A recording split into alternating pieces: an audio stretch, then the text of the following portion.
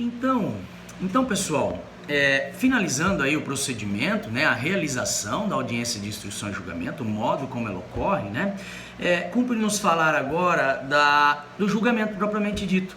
Porque falamos do pregão, falamos da tentativa de conciliação, falamos da produção da prova oral propriamente dita, tá? E uma vez produzida então toda a prova oral, o juiz dá por encerrada a instrução e passa para a fase do julgamento, né? Para a fase da sentença. Como diz aqui o 366 do Código, ao mencionar que encerrado o debate, né? Ou seja, após oferecidas as razões finais, que vai ser oral. Normalmente o debate a gente menciona quando ele ocorre ali oralmente, né? As partes vão debater ali na presença do juiz, reforçando, defendendo as suas teses, né? Ou razões finais escritas, né? Uma vez então encerrada essa fase, o juiz proferirá sentença em audiência ou no prazo de 30 dias, tá? Então, depois de apresentadas as alegações finais, sejam orais ou escritas, ou seja, se for escrita depois daqueles prazos sucessivos de 15 dias, cabíveis a cada uma das partes, né? O processo, ele está pronto para a sentença, tá? E o juiz, ele, caso seja por escrito, a sentença só pode ser prolatada depois, né? Mas caso o debate seja oral ali na oportunidade da audiência, a sentença pode ser proferida na própria audiência.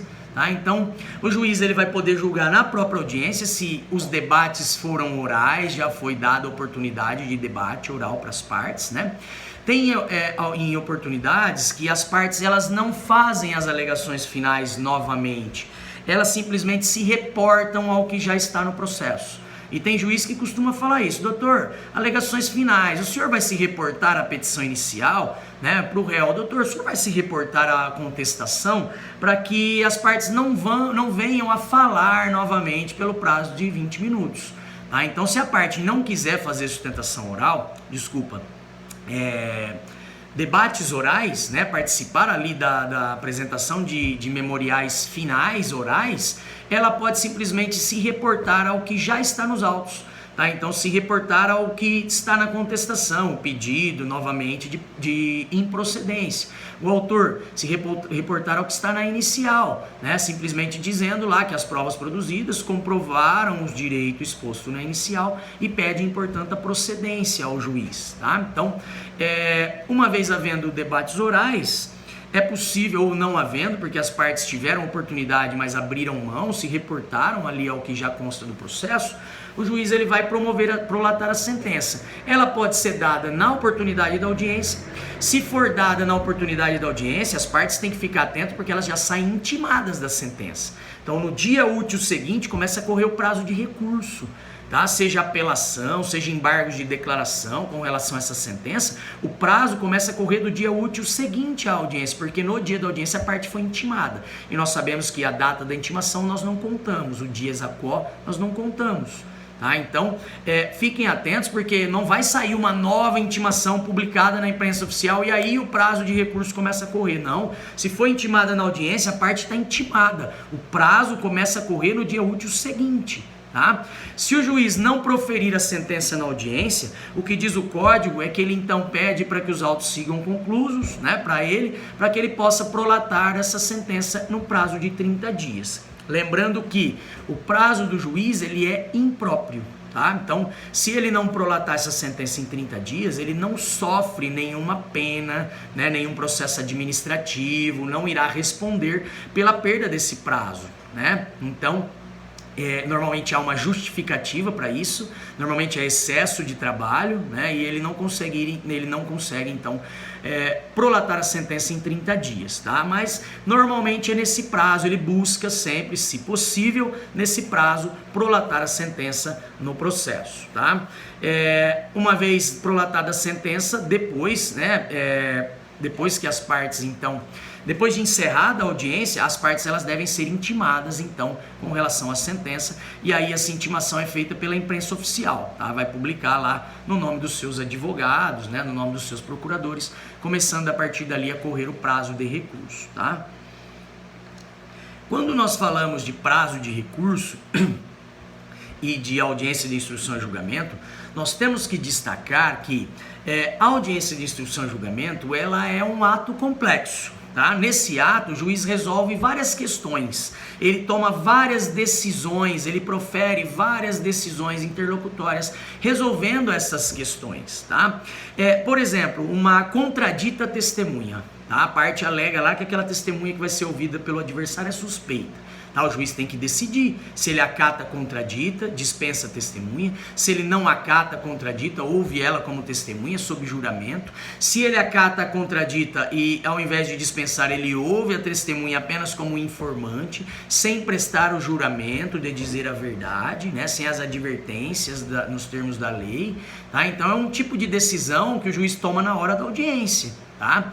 E outras questões, requerimentos diversos ali que as partes podem trazer, um próprio pedido de adiamento da audiência, né?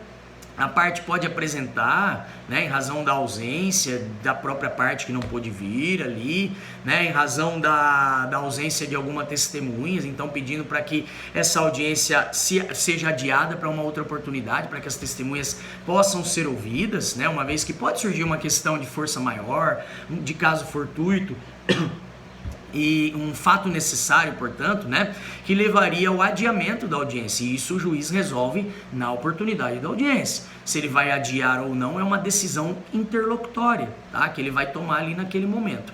Então, essas questões que são decididas, essas várias questões que o juiz vai resolvendo no decorrer da audiência, se as decisões interlocutórias forem atacáveis por agravo, como aquelas hipóteses previstas lá no 1015, né? A parte ela tem que imediatamente após a audiência interpor o recurso adequado. No caso, o recurso de agravo, se ela não concorda com aquela decisão do juiz, porque caso ela não recorra, ocorre a preclusão.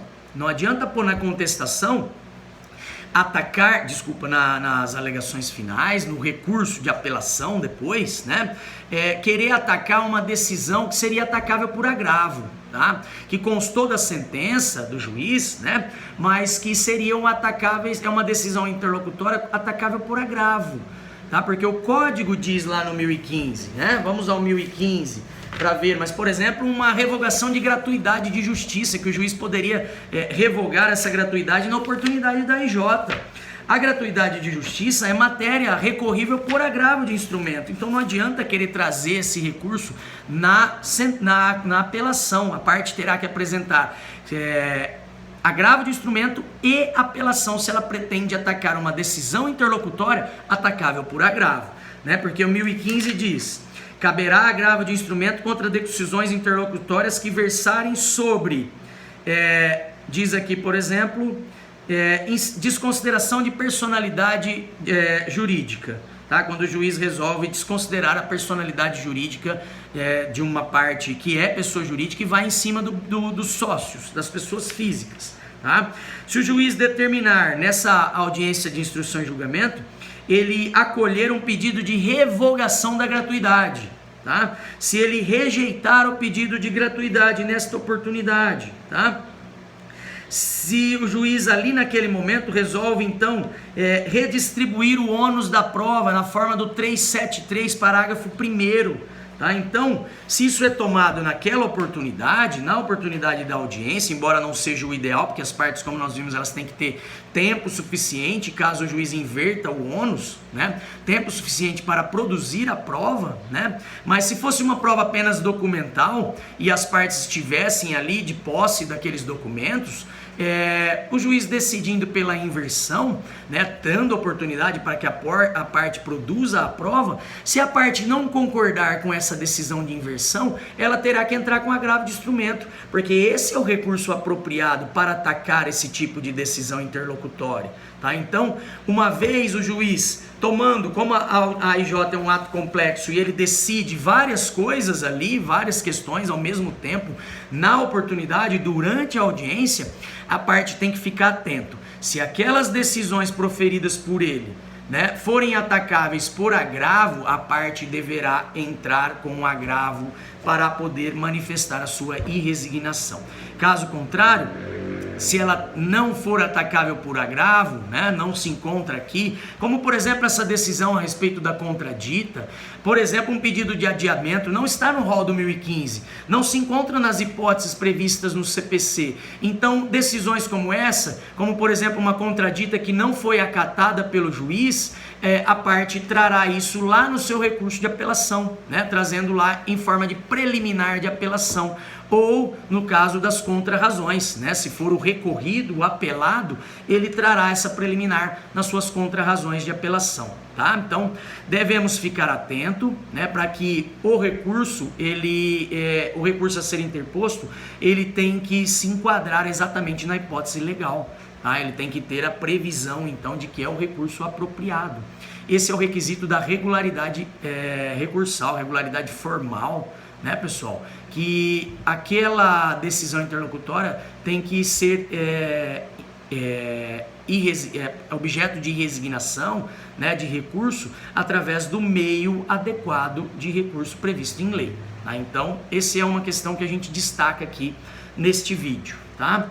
E eu vou voltar no próximo, para que o vídeo não fique mais uma vez muito grande, eu volto no próximo para falar das questões finais aqui de fechamento da audiência de instrução e julgamento, ok?